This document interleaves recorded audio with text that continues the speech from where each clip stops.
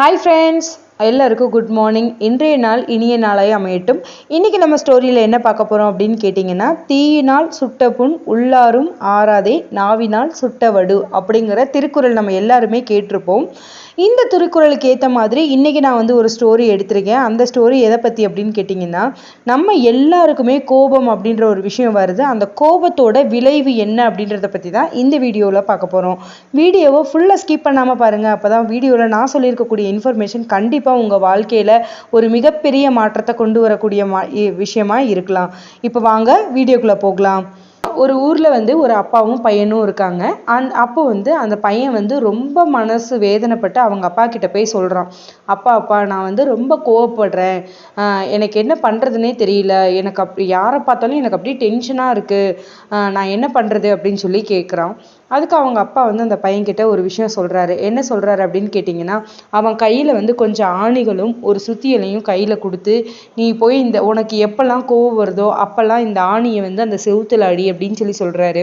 இந்த பையனும் என்ன பண்ணுறான் அப்படின்னு கேட்டிங்கன்னா, முதல் நாள் ரொம்ப கோவமாக வருது. அப்போ அவன் எப்போல்லாம் கோவப்படுறானோ அப்போல்லாம் போய் ஆணி அடிக்கிறான்.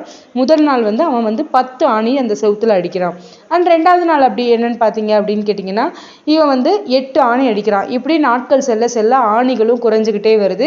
ஒரு கட்டத்தில் இவன் அவங்க அப்பா கிட்ட போய் சொல்கிறான், அப்பா எனக்கு கோவம் எல்லாம் சுத்தமாக கண்ட்ரோல் ஆயிருச்சு, இனிமேல் நான் யார் மேலேயும் கோவப்பட மாட்டேன் அப்படின்ற ஒரு விஷயத்த அவங்க அப்பா கிட்ட சொல்கிறான். அதுக்கு அவங்க அப்பா என்ன சொல்கிறாரு அப்படின்னா, சரி ஓகே, இன்னிலேருந்து நீ என்ன பண்ண அப்படின்னு கேட்டேன்னா, நீ கோவப்படாத நாட்கள் எல்லாம் ஒவ்வொரு ஆணியாக நீ எடுத்துக்கிட்டே வா அப்படின்னு சொல்லி சொல்கிறாரு. இவனும் என்ன பண்ணுறான் அப்படின்னா, இன்னைக்கு ஃபுல்லாக, அதாவது ஒரு நாள் ஃபுல்லாக காலையிலேருந்து நைட்டு வரைக்கும் அவன் கோவமே படலை அப்படின்னா, அன்னைக்கு என்ன பண்ணுறான் அப்படின்னா, அந்த செவுத்துல அரைஞ்ச அந்த ஆணியை ஒன்றொன்னா ரிமூவ் பண்ணிக்கிட்டே வரான். ஓகேங்களா? இப்படியே நாட்கள் போய்கிட்டே இருக்கு. ஒரு கட்டத்தில் அந்த செவுத்துல எந்த ஆணியுமே இல்லை. உடனே அவன் அவங்க அப்பா கிட்ட திருப்பி சொல்கிறான், அப்பா நான் எல்லா ஆணியுமே எடுத்துட்டேன், நான் இப்போல்லாம் கோவப்படுறதே இல்லை, நான் ரொம்ப அமைதியாக இருக்கேன் அப்படின்னு சொல்லி ஒரு சந்தோஷமாக அவங்க அப்பா கிட்ட சொல்கிறான். அப்போ அவங்க அப்பா அந்த பையன்கிட்ட ஒரே ஒரு கேள்வி கேட்குறாரு. என்ன கேட்குறாரு அப்படின்னு பார்த்தீங்கன்னா, அவங்க அப்பா அந்த பையன்கிட்ட என்ன கேட்டிருப்பாரு அப்படின்ற விஷயம் உங்களுக்கு தெரிஞ்சதுன்னா கீழே இருக்கக்கூடிய கமெண்ட் பாக்ஸில் போஸ்ட் பண்ணுங்கள். இப்போ வாங்க ஸ்டோரியை கண்டினியூ பண்ணலாம். உனக்கு கோபம் வந்த நாட்கள் எல்லாம் நீ அந்த செவுத்துல ஆணி எறிஞ்ச, நீ என்னைக்கெல்லாம் சந்தோஷமா இருந்தியோ அன்னைக்கெல்லாம் அந்த செவுத்துல இருந்த ஆணியை ஒன்னொன்னா எடுத்துகிட்டே வந்த. பட் ஆனால் அந்த செவுத்துல உன்னால ஏற்பட்ட அந்த துளைகளுக்கு நீ என்ன பதில் சொல்ல போற அப்படின்னு சொல்லி ஒரு விஷயம் கேட்குறாரு. உடனே அந்த பையன் ரொம்ப மனம் வருந்தி அவங்க அப்பாவை பார்க்குறான்.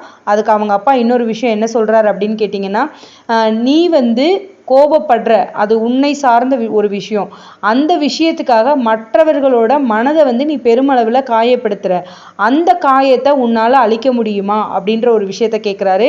கண்டிப்பாக முடியாது. அதனால் இந்த ஸ்டோரியிலேருந்து நான் உங்கள் எல்லாருக்கும் சொல்ல வர விஷயம் என்ன அப்படின்னு கேட்டிங்கன்னா, நம்ம கோபம் வருது, கோபம் வரும்போது சில வார்த்தைகள் நம்ம சில பேரை ரொம்ப காயப்படுத்துகிற மாதிரி பேசுகிறோம். அந்த காயங்கள் என்றும் அழியாத ஒரு விஷயம். தீயினால் சுடுற மாதிரி தீயினால் நம்ம மேலே ஏற்படுற காயம் கூட அழிஞ்சிரும். பட் நாவினால் நம்ம பேசுகிற வார்த்தைகளால் ஒருத்தரை காயப்படுத்துறது கண்டிப்பாக காலத்துக்கும் அழியாது. ஓகேங்களா? ஸோ முடிஞ்ச அளவுக்கு எல்லாரும் உங்களோட கோபத்தை கண்ட்ரோல் பண்ண பழகுங்க. அண்டு ஒரு இடத்துல உங்களுக்கு பிடிக்கலை, உங்களுக்கு தேவையில்லாத ஒரு விஷயம் அங்கே நடக்குது அப்படின்னு தெரிஞ்சதுன்னா, உங்களுக்கு கோபம் வர சுச்சுவேஷன் இருந்தது அப்படின்னா அந்த இடத்தை விட்டு கொஞ்சம் நகர்ந்து போங்க, அமைதியாக இருங்க அப்படின்ற ஒரு விஷயத்தை தான் இந்த ஸ்டோரியிலேருந்து நான் தெரிஞ்சுக்கிட்ட ஒரு விஷயம். இந்த வீடியோ உங்களுக்கு பிடிச்சிருந்தது அப்படின்னா லைக் பண்ணுங்கள், ஷேர் பண்ணுங்கள், கமெண்ட் பண்ணுங்கள், அண்ட் மறக்காமல் நம்மளோட சேனலை சப்ஸ்கிரைப் பண்ணுங்கள். தேங்க்ஸ் ஃபார் வாட்சிங். Thank you friends.